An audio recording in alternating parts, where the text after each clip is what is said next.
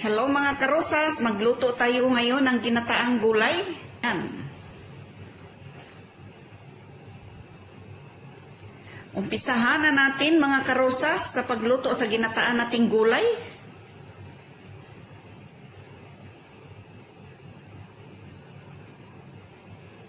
Ito ang ingredients natin. Ang chopped ginger, chopped onion, papaya, kalabasa, saluyot, at saka itong coconut powdered milk. Pero kung mayroon kayong mga freeze coconut, okay din mga karosas.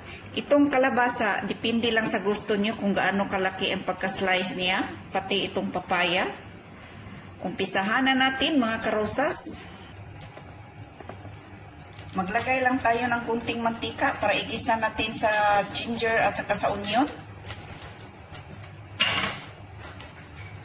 Unang ilagay natin ang ginger.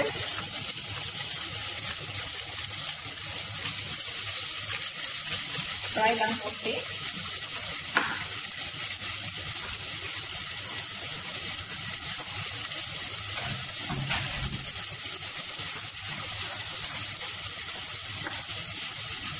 Isunod natin ang chopped onion.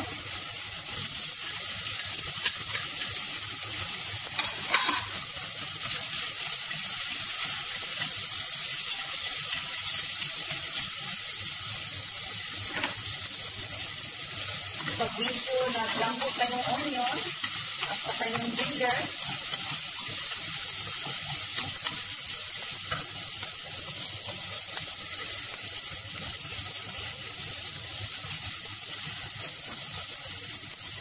pwede na natin isunod yung papaya.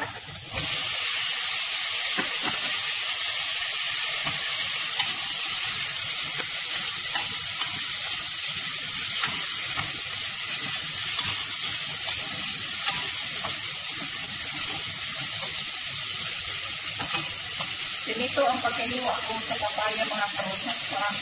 Pero depende lang yan sa inyo mga karosas kung anong style sa paghiwa. Inuna ko yung papaya kasi medyo mas matagal siya maluto.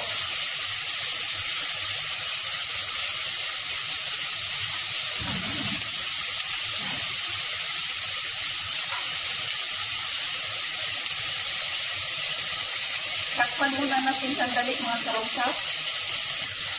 Ayan.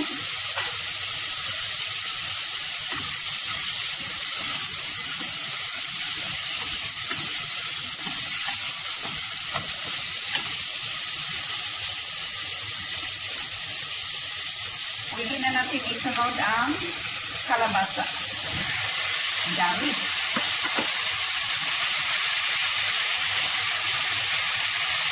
Lagyan na natin ng 1/4 glass of water.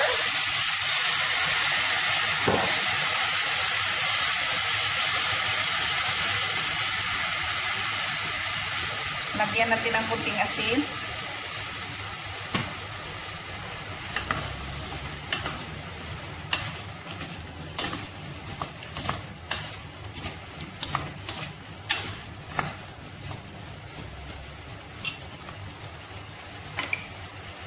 Pan natin uli mga karosas.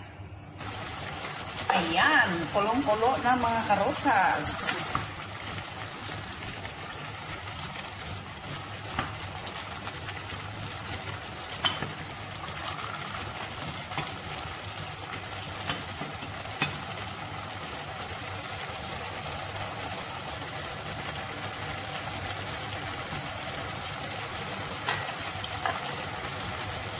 Dagdagan natin ng kunting asin kasi matabang.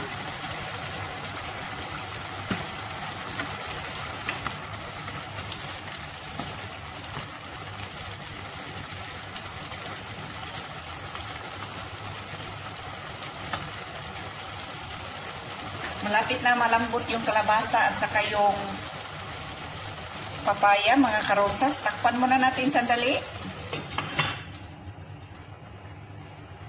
Ayan, nilagay ko na yung saluyot at saka yung coconut milk.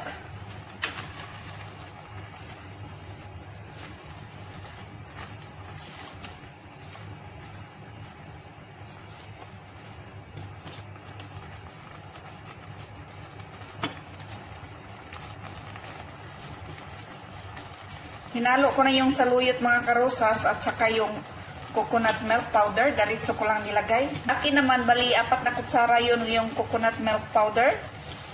Pwede rin idiretso nyo paglagay kasi may tubig naman yung niluto kong kalabasa at saka papaya. Saka isunod yung saluyot.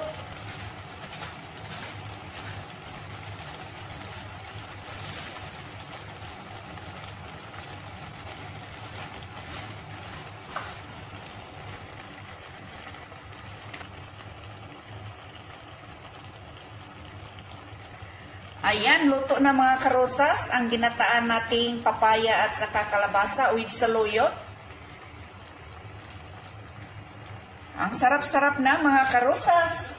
Thank you so much for watching mga karosas. Please don't forget to subscribe, like, share, and comment para updated kayo sa sunod na mga videos. Bye-bye! I love you all!